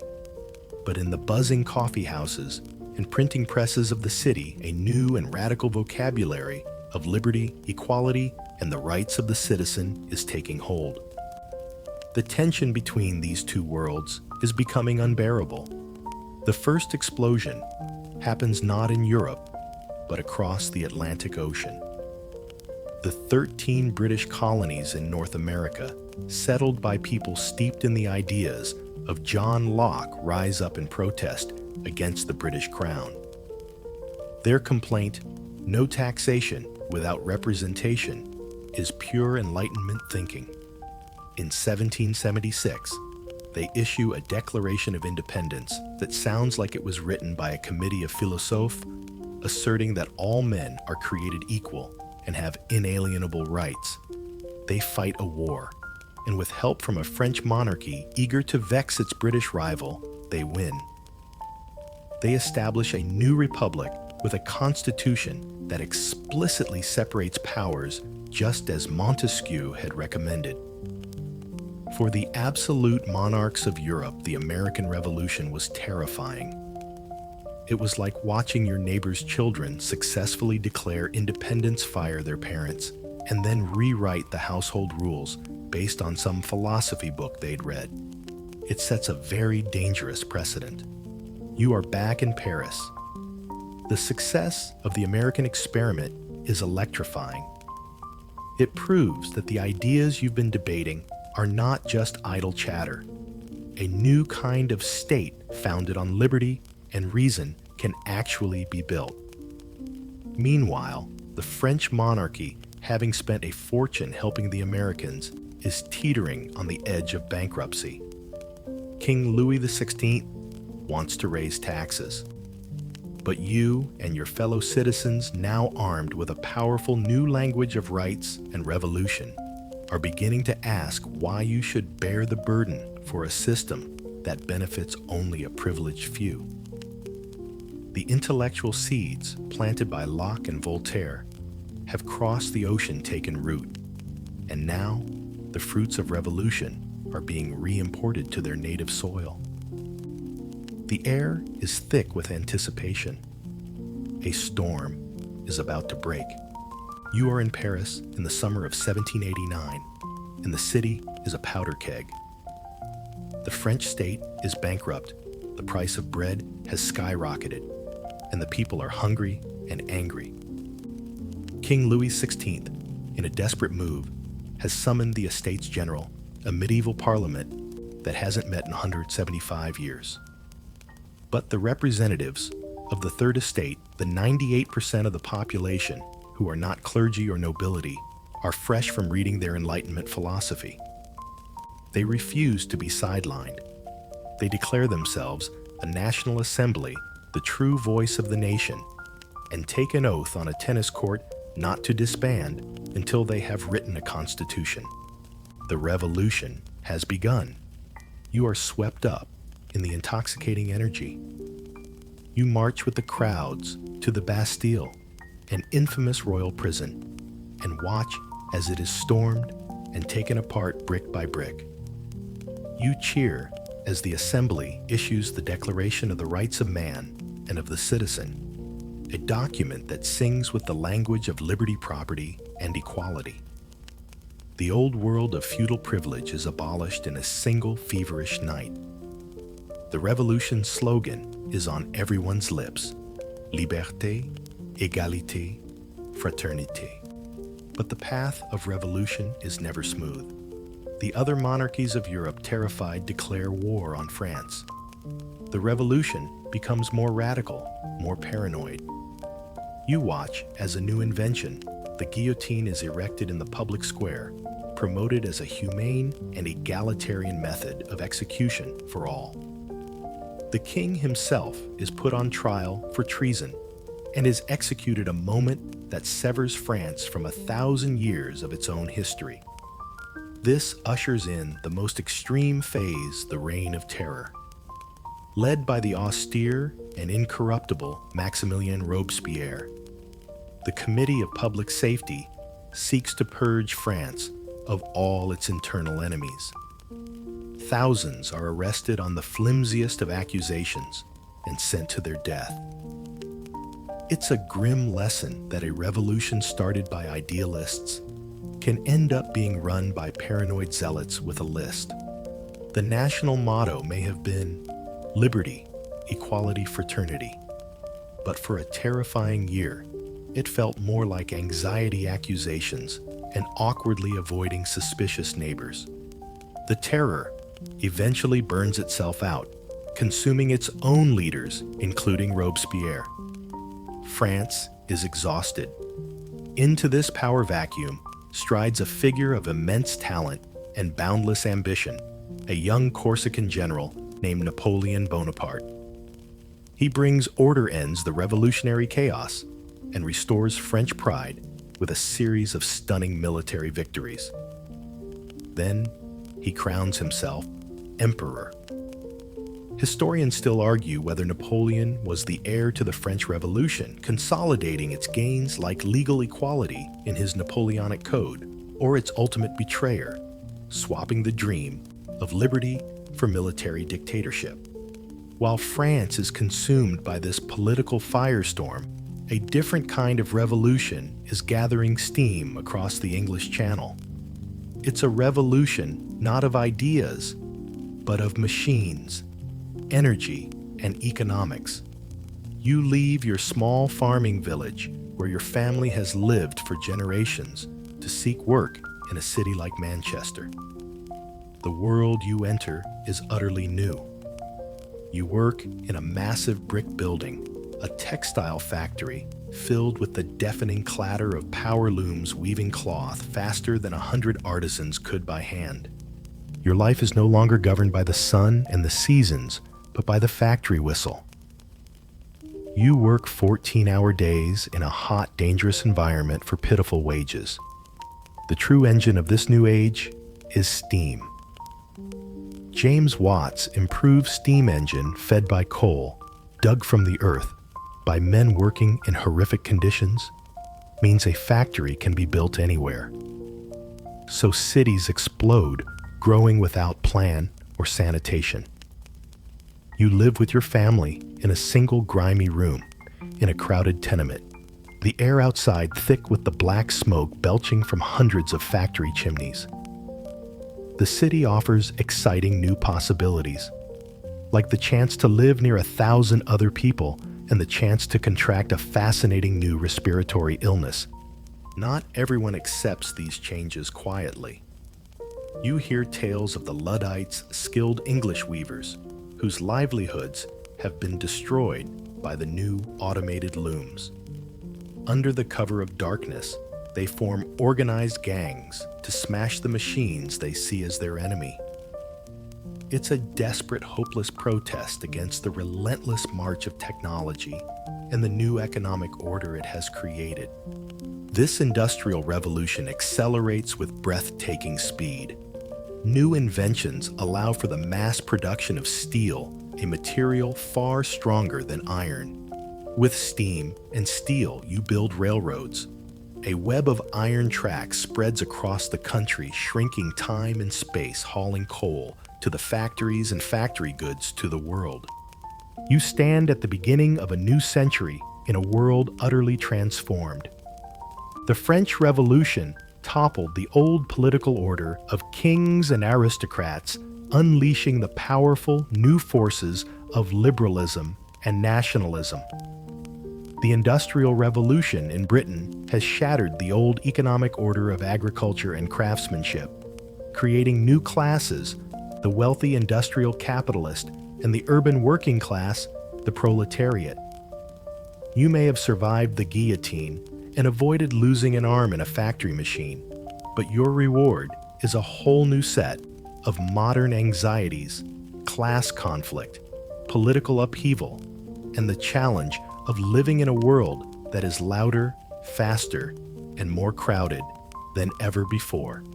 The 19th century is going to be interesting. You live in a 19th century world powered by the steam and steel you saw forged in the last chapter. The Industrial Revolution has armed the nations of Europe with technologies and wealth unimaginable to previous generations. Great Britain, with its global navy and sprawling empire, dominates the seas, but other nations, especially a newly unified and ambitious Germany, are catching up fast. This creates a fierce, competitive atmosphere fueled by the potent new ideology of nationalism. Your loyalty is no longer to a king or a religion so much as to the idea of your nation, its people, its language, its destiny. This combustible mixture of industrial might and national pride fuels a new aggressive wave of global expansion, the age of imperialism. European powers race to claim vast territories in Asia and Africa, driven by a need for raw materials for their factories, new markets for their goods, and the simple jingoistic desire to plant their flag on as much of the globe as possible. This expansion is often justified by a sense of cultural superiority, a supposed civilizing mission to bring the benefits of European progress to the rest of the world. In practice, this civilizing often involved showing up uninvited, seizing all the most valuable resources, and building a railway line solely to extract those resources more efficiently next time. The most naked display of this land grab is the scramble for Africa. In 1884, you see the leaders of Europe gather for the Berlin Conference. With no Africans present, they take out maps and rulers and proceed to carve up the entire continent into colonial possessions, drawing straight lines that cut across ancient kingdoms and ethnic groups. These artificial boundaries drawn for European convenience will sow the seeds of conflict for the next century and beyond. You might find yourself serving as a colonial administrator in India, or a soldier armed with a devastating new machine gun, putting down a rebellion against French rule in Southeast Asia. The technological gap is immense, and the world has never been more unequal. Historians still argue about the primary driver of this new imperialism. Was it at its heart an economic quest for profits, an inevitable stage of capitalism? Or was it driven more by the political and strategic rivalries of an increasingly crowded and competitive European stage? As the 20th century dawns, you find yourself back in a Europe that is outwardly peaceful, prosperous, and at the absolute peak of its global dominance. But beneath the surface, it is a cauldron of paranoia, rivalry, and fear. Germany is building a massive navy to challenge Britain's. France broods over the loss of its provinces to Germany in a previous war. The vast multi-ethnic Austro-Hungarian and Ottoman empires are slowly decaying from within, unable to contain the nationalist aspirations of their many subject peoples. The Balkan Peninsula in particular is a powder keg ready to explode. The monarchs who rule these empires are caught in this web of tension. In a strange quirk of history, three of the most powerful rulers, King George V of Britain, Kaiser Wilhelm II of Germany, and Tsar Nicholas II of Russia, are all first cousins. You can find photographs of them on holiday together, dressed in each other's military uniforms. Yet this intimate family connection does nothing to halt the slide toward what will become the world's most catastrophic family feud. In this climate of fear, the great powers bind themselves into a rigid system of military alliances for mutual defense. It is meant to create a balance of power, but it instead creates a doomsday machine. On one side, you have the Triple Alliance: Germany, Austria, Hungary, and Italy. On the other, the Triple Entente: France, Russia, and Great Britain. The continent is now wired with a political tripwire. A conflict between any two nations in opposing blocs will now almost certainly drag everyone into war. The tripwire is hit on a sunny June day in 1914. You read the stunning headline in your newspaper: Archduke Franz Ferdinand, the heir to the Austro-Hungarian throne, has been shot and killed by a Serbian nationalist during a visit to the Bosnian city of Sarajevo.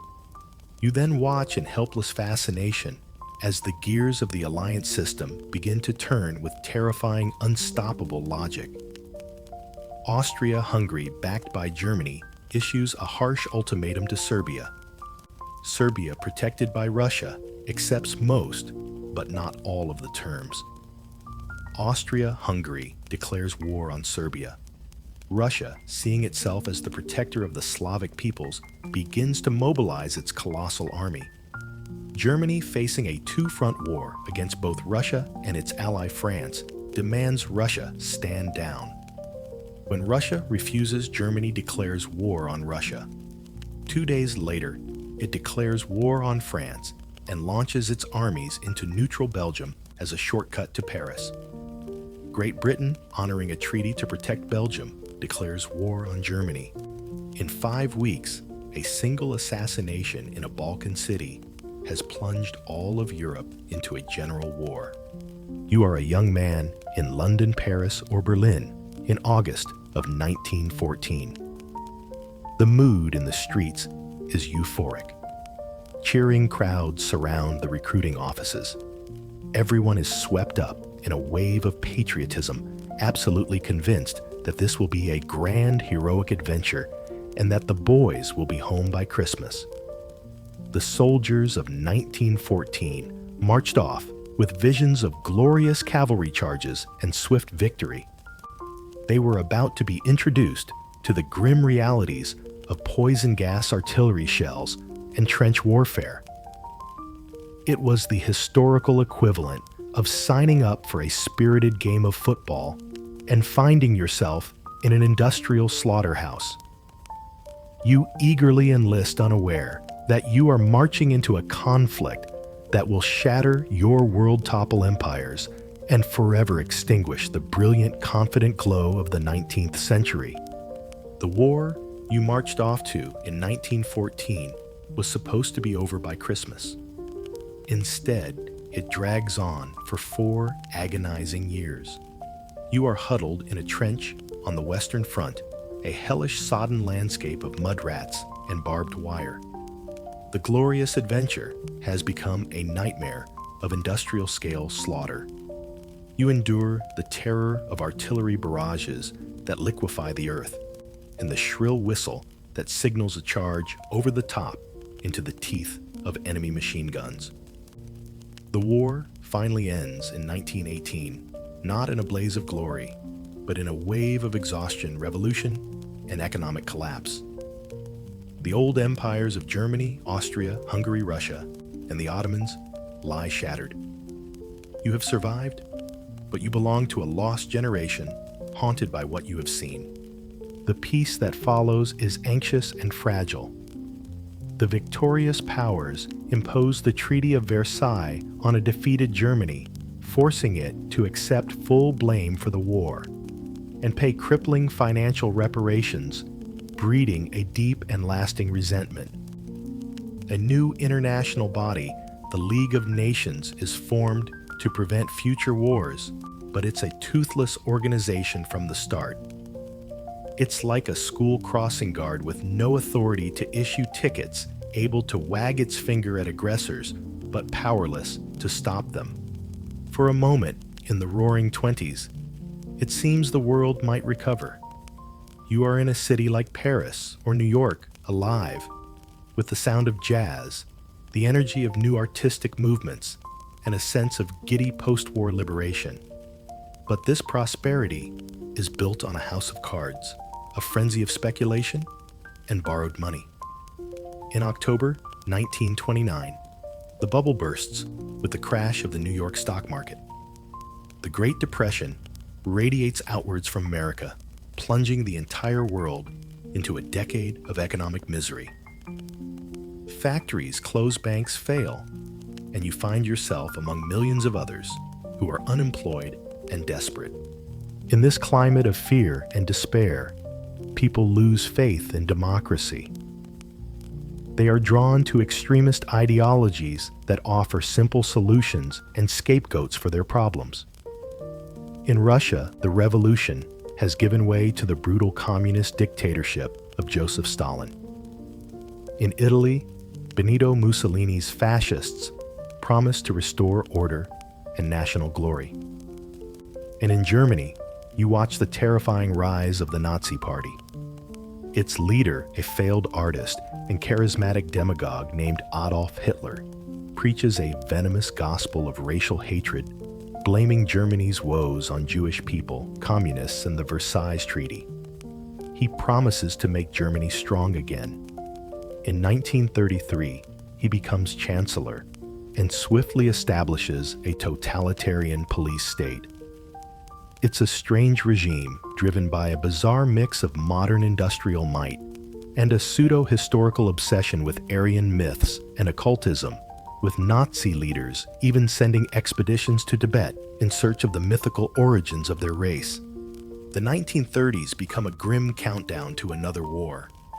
The international community, paralyzed by the Depression and the trauma of the last war, does nothing as Japan invades China, Italy conquers Ethiopia, and Hitler rearms Germany. The Western democracies adopt a policy of appeasement, giving Hitler what he wants, in the hope of sating his appetite. It's the political equivalent of feeding a crocodile, hoping it will eat you last a strategy with a notoriously poor success rate. Historians still argue whether the Second World War was the inevitable part two of the first, or if a more determined unified stand by the Western democracies could have stopped Hitler in his tracks in the mid-1930s. The question becomes moot in September 1939. After signing a cynical non-aggression pact with his ideological enemy, Stalin, Hitler invades Poland. Britain and France, finally recognizing that he cannot be appeased, declare war. You are plunged into a second global cataclysm within a single generation. This is a new kind of total war, waged by tank columns and air fleets involving entire civilian populations.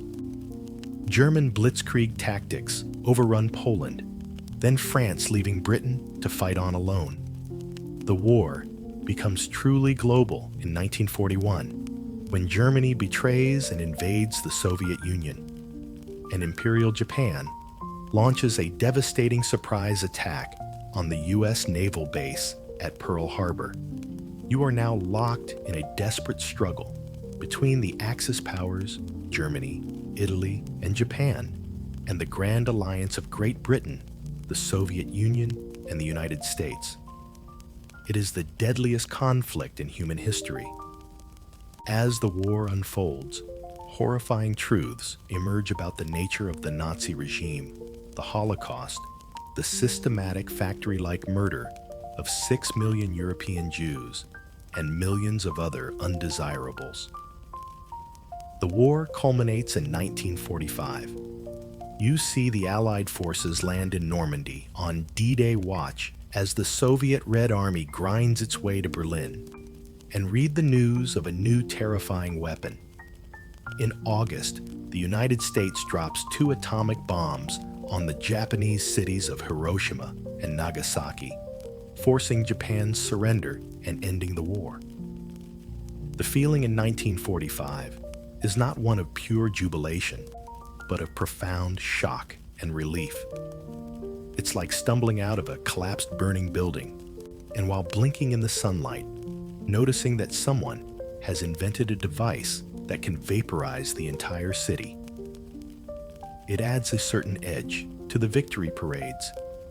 Tyranny has been defeated, but at an almost unimaginable cost. The world you now stand in is shattered.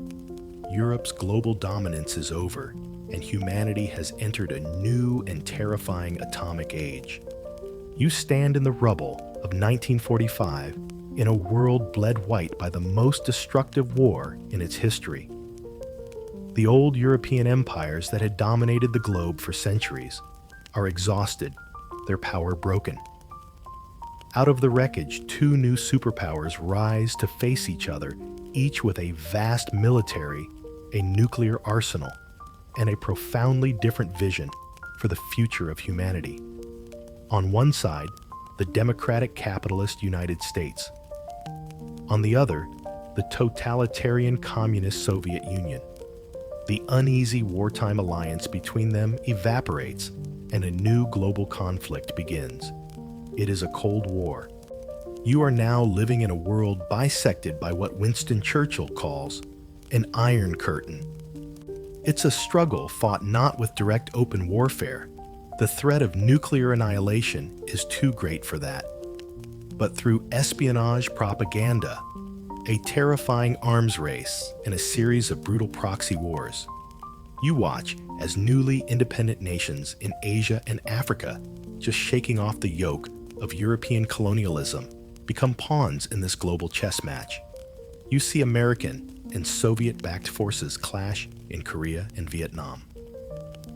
You hold your breath during the Cuban Missile Crisis of 1962, a 13-day standoff that brings the world to the very brink of nuclear Armageddon. It was a 45-year-long staring contest where a blink from either side could have ended human history. The superpower rivalry even extends to the heavens. In 1957, you are stunned by the news that the Soviets have launched Sputnik, the world's first artificial satellite. This sparks the space race. You are glued to your black and white television in 1969 when you witness one of humanity's most transcendent moments, an American astronaut, Neil Armstrong, stepping onto the surface of the moon. It is a giant leap for mankind, born from a terrestrial schoolyard squabble. This era's paranoia also led to some truly bizarre ideas. You might learn years later about secret CIA projects like Acoustic Kitty, a genuine attempt to turn a cat into a sophisticated bugging device by surgically implanting a microphone and transmitter. The project was a spectacular failure. On its first field test, the poor creature was immediately run over by a taxi. It's proof that while you can try to weaponize a cat, you can't make it care about geopolitics. By the 1980s, the communist bloc is crumbling from within. Its command economies are stagnant, unable to compete with the dynamism of the West. A reform-minded Soviet leader, Mikhail Gorbachev, tries to save the system, but instead unleashes forces he cannot contain. In November 1989, you watch one of the most joyous and unbelievable events of your lifetime. The people of Berlin from both East and West converge on the Berlin Wall, the ultimate symbol of the Cold War, and begin to tear it down with sledgehammers and bare hands. The Iron Curtain is ripped apart. Within 2 years, the Soviet Union itself dissolves. The Cold War is over. As this old world order passes away, a new one is quietly being born in university computer labs. A military communications network called the ARPANET, designed to survive a nuclear war, has been slowly evolving. In the early 1990s, with the creation of the World Wide Web and the spread of the personal computer, this network explodes into public consciousness. You hear the strange, screeching symphony of a dial-up modem as you connect to the internet for the first time. The feeling is magical.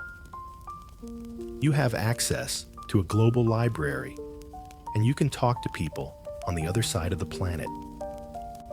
We complained then about how slow it was to download a single image, not realizing it was the dawn of an age that would allow us to carry the sum of human knowledge in our pockets and argue with strangers about movies in real time. You are now in our modern interconnected world. The story has brought you from the African savanna to a globe woven together by digital information and instantaneous communication. New challenges have emerged: climate change, global pandemics, and the very social disruptions caused by the technologies that connect us. Historians and political scientists still argue about the world we live in now. Are we at the end of history, a stable triumph for liberal democracy? Or are we entering a new chaotic age of competing powers and ideologies? The honest answer is that we don't know. The story isn't over. You here tonight are living in it.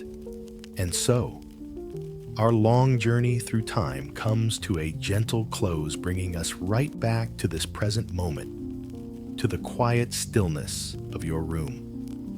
We have traveled from the first flickering campfire on an ancient savanna to the cold electronic glow of a billion screens, witnessing the rise and fall of empires, the birth of brilliant ideas, and the enduring, often messy, but always fascinating pageant of human life. We've seen humanity reach for the heavens from the top of a ziggurat and the tip of a Gothic cathedral, and then finally touch the silent dust of the moon. We've heard the first laws being carved into stone and listened to the whispers of philosophers questioning the nature of reality itself. All that vast and tumultuous history, with its cacophony of battles, debates, and discoveries, now fades into the background. The great procession of emperors, inventors, and revolutionaries recedes, leaving behind only the soft hum of the air around you and the gentle rhythm of your own breathing.